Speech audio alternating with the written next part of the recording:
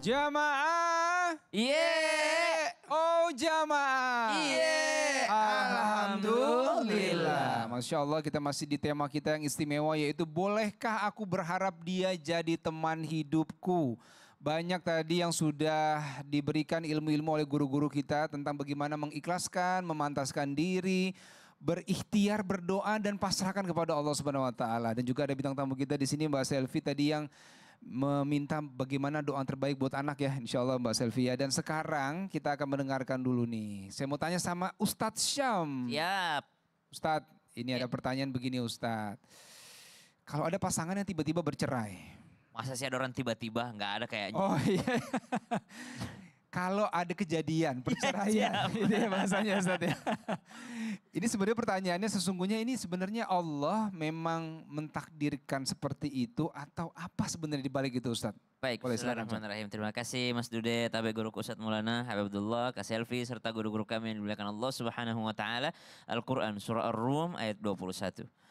أعوذ بالله من الشيطان الرجيم Allah. ومن آياته أن خلق لكم من أنفسكم أزواجا لتسكنوا إليها وجعل بينكم مودة ورحمة إن في ذلك لآيات لقوم يتفكرون.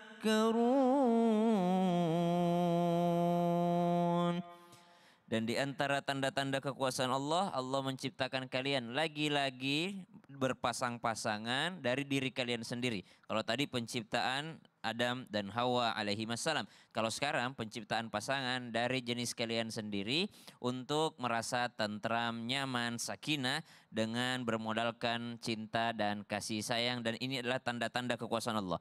Pernikahan itu disebut tanda-tanda kekuasaan Allah Subhanahu wa taala. Dari yang tidak kenal menjadi kenal, dari yang kenal menjadi ada perasaan sayang, ada perasaan mawaddah, ada perasaan, ada modal yang dikasih sama Allah Subhanahu wa taala yang berada dalam hati manusia untuk saling menyayangi dan juga saling mengasihi. Subhanallah. Tapi ternyata dalam episode hidup ada juga skenario Allah memisahkan pasangan. Intinya ini hanyalah bagian daripada episode-episode hidup seorang manusia.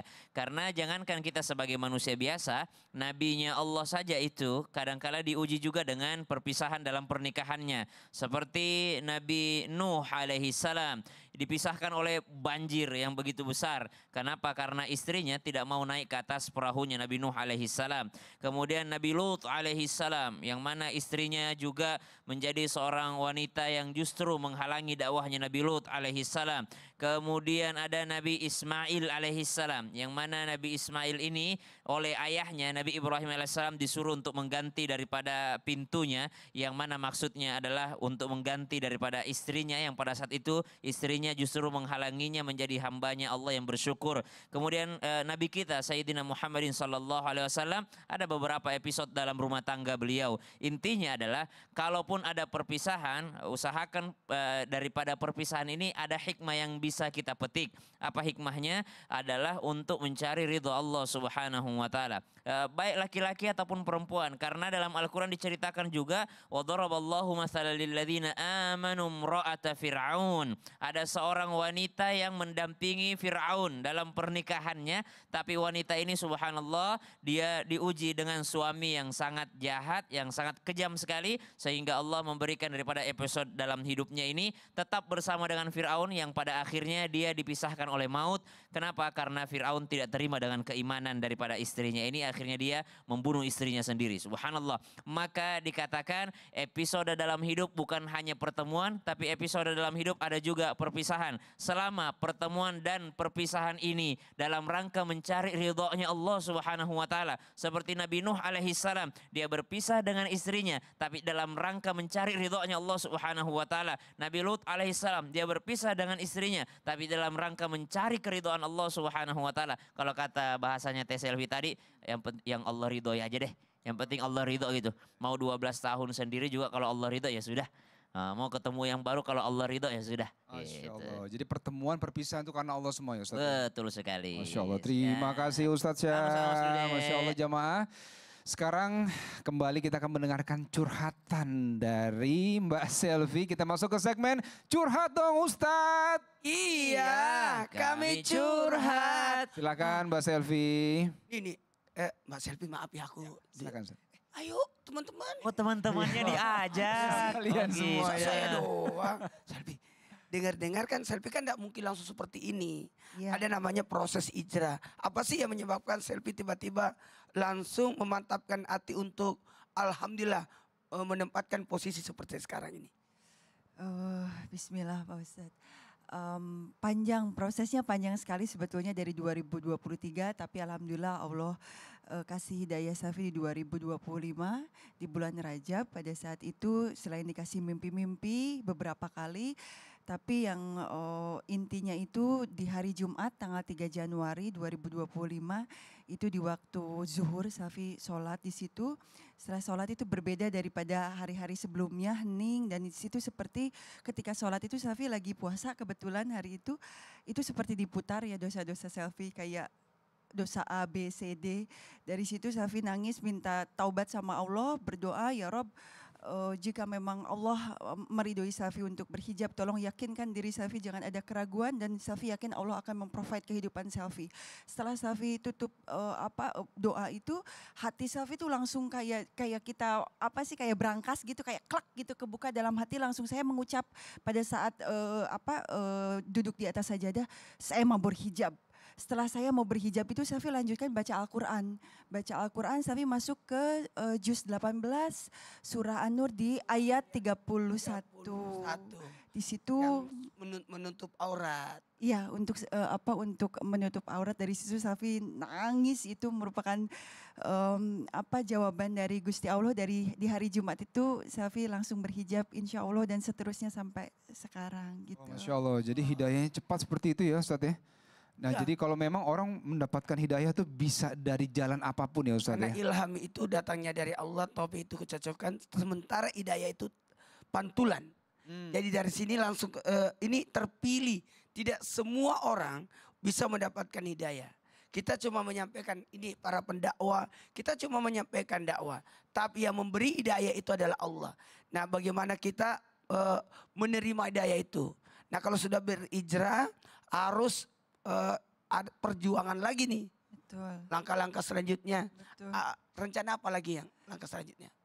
Tapi ini curhat Safi ya Pak Ustadz dan juga Habib. Kan di proses hijrah Safi itu memang pergolakan hati, selain ya pasti ada godaan-godaan dari kita secara manusia, tapi dalam diri kita juga kayak misalkan suka timbul rasa-rasa, misalkan Safi bangun jam 3 pagi misalkan, terus kan mengaji dan segala macam, itu suka ada bisikan, tuh Safi jam segini kamu udah baca Al-Quran, belum tentu tuh yang lain-lain. Jadi suka ada godaan yang membuat kita jadi merasa sombong, merasa lebih daripada yang lain, atau merasa bahwa kita yang paling alim katanya.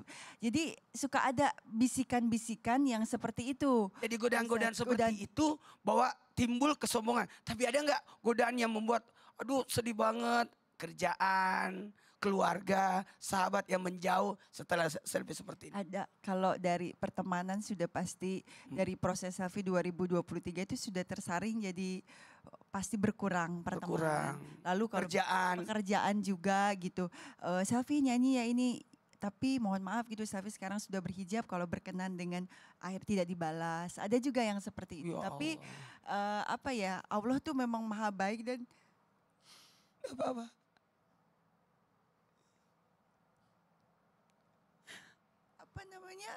meyakinkan diri Safi bahwa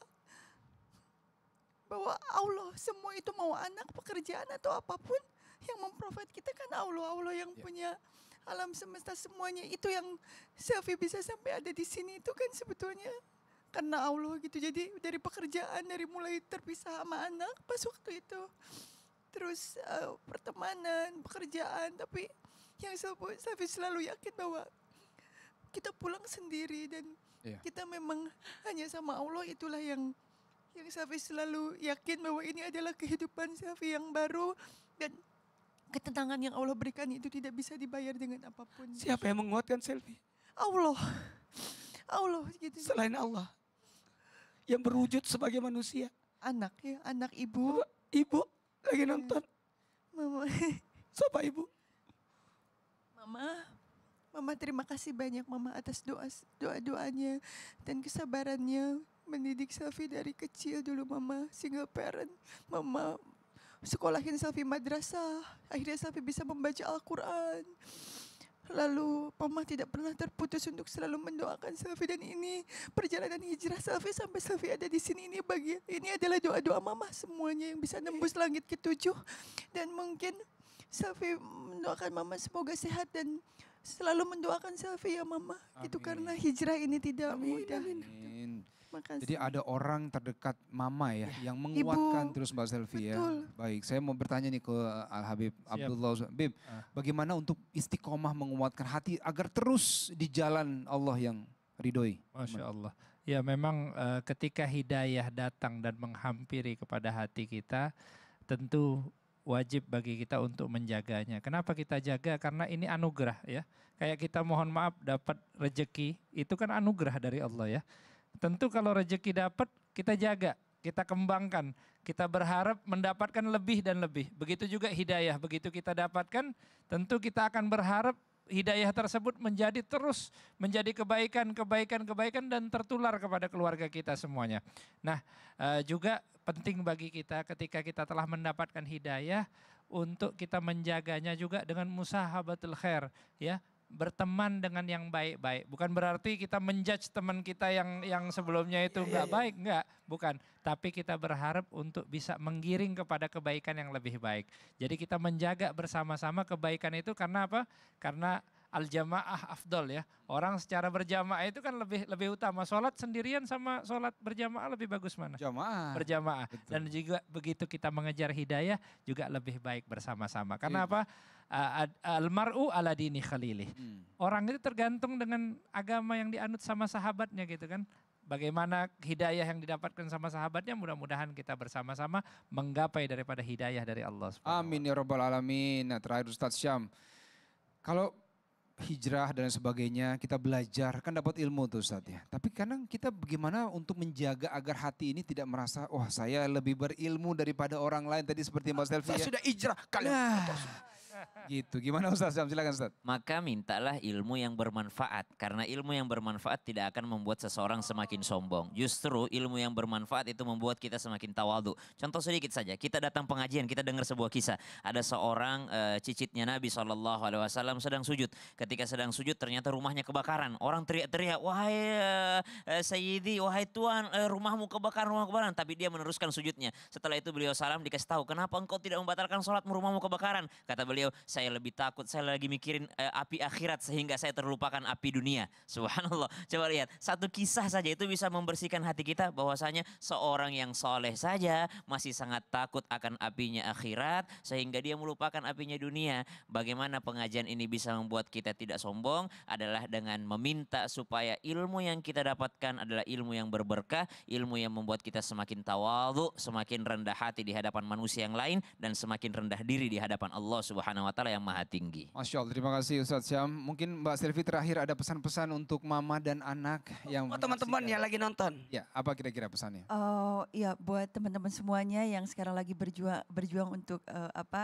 hijrah, semangat, dan Allah tuh sayang sama semua hambanya dan semua dapat hidayah dan kita perlu perjuangkan dan kita dorong dengan doa insya Allah istiqomah. Buat mama Selfie sayang sama mama, sehat ya mama. Baik. Ya, terima kasih Mbak Selfie ya. Semoga mamanya Mbak Selfie, anaknya semua dalam keadaan sehat. Dan kita semua Allah berikan yang terbaik. Amin. Dan juga bahagia selalu. Dan yang belum dapat jodoh Allah berikan jodoh yang terbaik. Baik, kalau gitu kami pamit dulu. Terima kasih untuk semua jamaah yang sudah menyaksikan.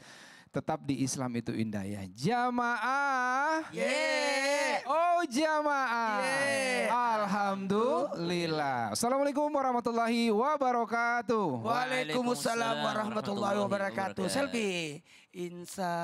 Insyaallah Wahai manusia, jika dirimu bernoda, dunia